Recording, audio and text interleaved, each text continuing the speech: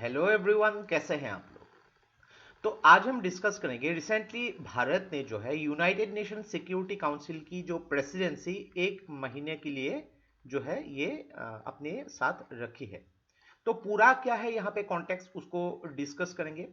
India की presidency में कौन से दो मेन इवेंट जो है होने वाली है उसको डिस्कस करेंगे। United nation security council actually है क्या, इसके जो मेन कंपोजिशन के बारे में डिस्कस करेंगे। और देखिए कि यहाँ पे मेन इश्यूज क्या है इसके बारे में डिटेल में डिस्कस करेंगे। तो देखिए from international relationship point of view के हिसाब से बहुत ही इंपॉर्टेंट वीडियो होने वाली है। तो इस वीडियो को एंड तक बिल्कुल देखते रहिएगा। और इससे पहले अगर आप लोगों ने हमारे चैनल को अब तक सब्सक्राइब नहीं किया है तो इसको प्लीज सब्सक्राइब कर लीजिए ताकि आने वाले ऐसे ही वीडियोस की नोटिफिकेशन इसी तरह आपको मिलते रहे। तो चलिए आज का वीडियो शुरू करते हैं। तो रिसेंटली इंडिया ने यूनाइटेड नेशन सिक्योरिटी काउंसिल की जो प्रेसिडेंसी है, जो मंथली प्रेसिडेंसी, इसको जो है एज्यूम किया है। तो मंथली प्रेसिडेंसी का इसका एक जो है फॉर्मूला है, कैसा है उसको डिस्कस करते हैं। तो देखिए यहाँ पे जो है यूनाइटेड नेशन सिक्योरिटी काउंसिल में 5 जो है परमानेंट मेंबर रहते हैं जिनको P5 भी बोला जाता है, और उनके साथ जो है 10 नॉन परमानेंट मेंबर होते हैं। ये जो है 2 साल के लिए होते हैं। तो टोटल हो गए 15 मेंबर्स। अभी इन 15 मेंबर्स में से हर जो एक देश को एक महीने के लिए प्रेसिडेंसी करने को मौका मिलता है। तो मान लीजिए कि यहाँ पे जितने भी देश है एक महीने अगर प्रेसिडेंसी किया तो उसका जो अगला नंबर जो है 15 महीने के बाद ही आएंगे। तो एक महीने के लिए हर एक मेंबर को प्रेसिडेंसी करने को मौका मिलता है। तो इंडिया ने जो है यहाँ पे अभी फिलहाल इंडिया की जो 2 ईयर टेन्योर जो है ये खत्म होने वाली है। तो सेकेंड टाइम जो है इंडिया प्रेसिडेंसी करेगी। इससे पहले जो है इंडिया ने अगस्त 2021 में जो है प्रेसिडेंसी किया था। तो बहुत ही जल्दी इंडिया की जो मेंबरशिप जो है यूनाइटेड नेशन सिक्योरिटी काउंसिल में खत्म होने वाली है। तो देखते हैं इंडिया यहाँ पे जो है कौन से इवेंट को होल्ड करेगी यहाँ पे इंडिया की प्रेसिडेंसी के दौरान। तो यहाँ पे रिफॉर्म मल्टीलेटरलिज्म के बारे में बात हो रही है। तो बहुत ही हाई लेवल ओपन डिबेट होती है कि मल्टीलेटरलिज्म यानी कि बहुत सारे देशों की जो मेंबरशिप, उनके जो इम्पोर्टेंस, उनकी जो कंट्रीब्यूशन यहाँ पे होनी चाहिए उसको बारे में बात की जाती है ताकि इंटरनेशनल पीस और सिक्योरिटी को मेंटेन किया जा सके। और उसमें देखिए पॉइंट है new orientation for reform multilateralism security council, यानी कि हर बार जो है अलग अलग देश जो है क्रिटिसाइज करते रहते हैं कि यूनाइटेड नेशन सिक्योरिटी काउंसिल की जो कंपोजिशन जब से स्टार्ट हुई है तब से सेम है। यानी कि 1945 में जब ये इसकी जो स्थापना हुई थी तब से लेके इसकी कंपोजिशन सेम है। बहुत सारे प्रॉब्लम्स होते हैं, कुछ यूटिलिटी अभी फिलहाल दिखाई नहीं देते हैं, तो इसको जो है थोड़ी सी रिफॉर्म करनी चाहिए। तो यहाँ पे नॉर्म जो है new orientation for reform multilateralism बोलता है कि यहाँ पे करंट मल्टीलेटरल आर्किटेक्चर को जो यहाँ पे चेंज करनी होगी ताकि ज्यादा से ज्यादा मेंबर कंट्रीज की रिप्रेजेंटेशन हो सके। और इसकी जो मेन ऑब्जेक्टिव जो है सिक्योरिटी पीस, उसके लिए ये जो है अलग अलग देश जो है कंट्रीब्यूशन दे सके।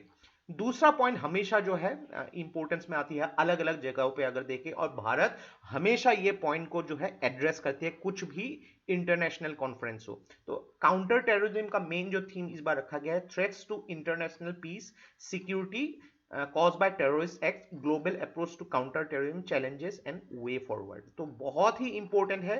देखिए कि ये कुछ ऐसे प्रॉब्लम्स है जो एक्चुअली देखा जाए तो इसके अलग अलग काफी डायमेंशन होगी, और इसको एक्चुअली डिस्कस करने के लिए एक अलग से वीडियो होनी चाहिए। इनफैक्ट एक वीडियो कम होगी यहाँ पे। लेकिन क्या होनी चाहिए यहाँ पे अलग अलग देश, यहाँ पे बहुत सारे देश जो है इसको प्रमोट भी करती है, बहुत सारे देश इसको अपोज भी करती हैं। तो यहाँ पे उसके लिए कुछ स्ट्रिक्ट एक्शंस होनी चाहिए, कुछ पॉलिसीज, ग्लोबल पॉलिसीज होनी चाहिए। तो इसके ऊपर यहाँ पे बात होगी। अगर बात करेंगे यूनाइटेड नेशन सिक्योरिटी काउंसिल, इसकी एक्चुअली स्थापना जो हुई थी थ्रू यूनाइटेड नेशन चार्टर के तहत 1945 में। तो एक्चुअली बात करेंगे United nation security council, United Nations के ही 6 ऑर्गन है। 6 ऑर्गन में से एक है, यानी कि यूनाइटेड नेशंस के 6 ऑर्गन है। तो एक तो खुद यूनाइटेड नेशन सिक्योरिटी काउंसिल, बाकी 5 कौन सी है? The general assembly, the trusteeship council, the economic and social council, the international court of justice और द सेक्रेटरीट। तो ये 6 ऑर्गन हो गए। अभी यूनाइटेड नेशन के जो सेक्रेटरी जनरल वो अपॉइंट किए जाते हैं यूनाइटेड नेशन जनरल असेंबली, लेकिन उनके लिए जो है यूनाइटेड नेशन सिक्योरिटी काउंसिल की रिकमेंडेशन चाहिए, बहुत ही इंपॉर्टेंट है। और बाकी जो है यूएनएससी और यूनाइटेड नेशन जनरल असेंबली दोनों ही इंटरनेशनल कोर्ट ऑफ जस्टिस के जजेस को इलेक्ट करती है, जो बहुत ही इंपॉर्टेंट होते हैं। तो एक चीज यहां पे डिस्कस करते हैं कि यूनाइटेड नेशन सिक्योरिटी काउंसिल के जो कॉम्पोजिशन, 15 मेंबर है, 5 परमानेंट मेंबर जिनको P5 भी बोला जाता है और 10 नॉन परमानेंट मेंबर। तो परमानेंट मेंबर इसको याद रखिएगा, China, France, Russia, United Kingdom और यूनाइटेड स्टेट्स ऑफ अमेरिका। ये 5 जब से इसकी स्थापना हुई थी तब से ये जो है मौजूद है। एक्चुअली वर्ल्ड वॉर के बाद से जब स्टार्ट हुआ तब यही जो प्रमुख देश जो है मौजूद है। और 10 नॉन परमानेंट मेंबर होते हैं जो 2 साल के लिए इलेक्ट किए जाते हैं, यानी कि एक नॉन परमानेंट मेंबर, उनकी टेन्योर जो होगी 2 साल के लिए होगी। तो ये 10 मेंबर जो है थ्रू इलेक्शन जो है उनको इलेक्ट किए जाते हैं। इनमें से जो 5 जो है अफ्रीकन और एशियन स्टेट से, एक जो है ईस्टर्न यूरोपियन स्टेट से, 2 मेंबर जो है लैटिन अमेरिकन स्टेट से और 2 मेंबर जो है वेस्टर्न यूरोप या फिर अदर स्टेट से। तो इसको थोड़ा सा अगर डिटेल में देखेंगे तो आपको समझ में आ जाएगा। तो P5 मेंबर जो है China, France, Russia Federation, United Kingdom और यूनाइटेड स्टेट्स। और बाकी जो 10 नॉन परमानेंट मेंबर है Albania, Brazil, Gabon, Ghana, India, Ireland, Kenya, Mexico, Norway और यूएई। तो देखिए ये जो है एक्चुअली क्या, जो आपके नॉन परमानेंट मेंबर जो है, तो इनको जो है हर 1 साल में 5 मेंबर इलेक्ट किए जाते हैं। तो दूसरे साल में भी 5 इलेक्ट किए जाएंगे। तो एक ग्रुप की जो टेन्योर जो है उसके अगले साल जो है खत्म हो जाती है। तो इस ग्रुप की जो है नेक्स्ट ईयर खत्म होगी। तो इंडिया की बहुत जल्दी खत्म होने वाली है। और इसमें जो है इलेक्शन जो होते हैं यहाँ पे 2/3 जो मेजोरिटी यहाँ पे जो है क्वालिफाई करने के लिए, अपने सीट को क्वालिफाई करने के लिए 2/3 मेजोरिटी की जरूरत होती है। बात करेंगे अगर यूनाइटेड नेशन सिक्योरिटी काउंसिल के जो इश्यूज, तो यहां पे बोला जा रहा है कि अपनी जो रिलेवेंस को खोती जा रही है। बहुत बार क्रिटिसाइज किया जाता है कि देखिए कि जिस मकसद के वजह से जो है यूनाइटेड नेशन सिक्योरिटी काउंसिल को जो है उसको स्टार्ट किया गया था, वो अभी जो है फिलहाल उतनी इफेक्टिव नहीं दिख रही है। यूनाइटेड नेशन सिक्योरिटी काउंसिल के होने के वजह से भी बावजूद भी बहुत सारे प्रॉब्लम देखने को मिलते हैं। और इसकी इशारा एक्चुअली मल्टीलेटरलिज्म जो नहीं हो रही है, लैग जो हो रही है, उसको ही एड्रेस किया जा रहा है। क्योंकि देखिए बहुत सारे ऐसे फैक्टर्स हैं जैसे कि सीरियन वॉर क्राइसिस हो गई, जो कोविड-19 पेंडेमिक के टाइम, उस टाइम जो है यूनाइटेड नेशन सिक्योरिटी काउंसिल की बहुत ज्यादा एक जो अपने यूटिलिटी नहीं देखने को मिले थे। तो यहाँ पे एक चीज तो अगर देख सके कि बहुत ही कम रिप्रेजेंटेटिव है अगर देखा जाए यूनाइटेड नेशन सिक्योरिटी काउंसिल में, जो इसको बहुत ही कम इफेक्टिव बनाती है। यानी कि जो मेजर डेवलप्ड कंट्रीज है उन लोग की होल्ड ज्यादा होती है, लेकिन बहुत सारे ऐसे कंट्रीज हो गए जैसे कि अगर अफ्रीका कॉन्टिनेंट से लेके जाए तो बहुत ही कम रिप्रेजेंटेटिव है वहां से। 5 representative from Africa and Asian state से रखे गए हैं, लेकिन देखिए अफ्रीका कॉन्टिनेंट में ही 54 कंट्रीज है और कितनी ज्यादा पॉपुलेशन। और अगर हम लोग कंपेयर करके देखेंगे कि फ्रांस या फिर यूके, उनकी पॉपुलेशन कितनी है, तो बहुत ही इंपॉर्टेंट है कि थोड़ी सी यहाँ पे जो ट्रेडिशनल वे से आगे बढ़ के जो है यहाँ पे एक रिफॉर्म करके कुछ नए जो है एक सिस्टम, एक कंपोजिशन को एड्रेस किया जाए।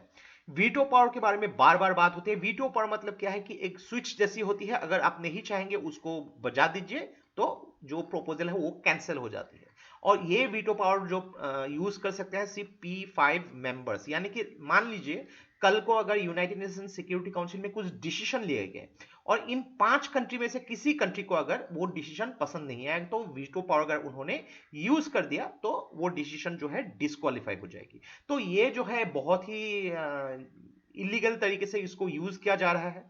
तो इसमें क्या हो रहा है कि बहुत ही इंपॉर्टेंट डिसीजन अगर लेनी चाहती है तो किसी भी कंट्री जो है उसको यूज कर देती है।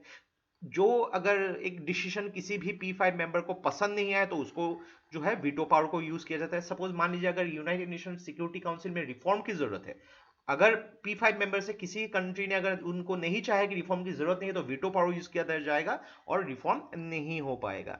इंडिया की मेंबरशिप के लिए भी चाइना हमेशा जो है वीटो पावर को अगेंस्ट करती है कि इंडिया को नहीं आनी चाहिए। अलग अलग देश जो है उसको यूज करते हैं अलग अलग रीजंस की वजह से। तो इसमें भी काफी सारे चेंजेस होनी चाहिए। ओवरऑल जो structure of the United nation security council की जब चेंज होगी तभी जाके इसकी इफेक्टिवनेस ज्यादा होने को देख सकते हैं।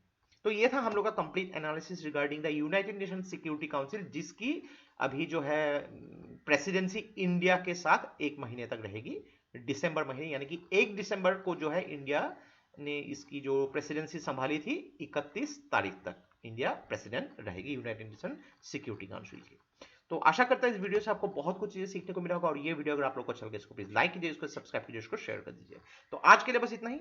देखते रहिए Study Rise. Take care, thank you and जय हिंद।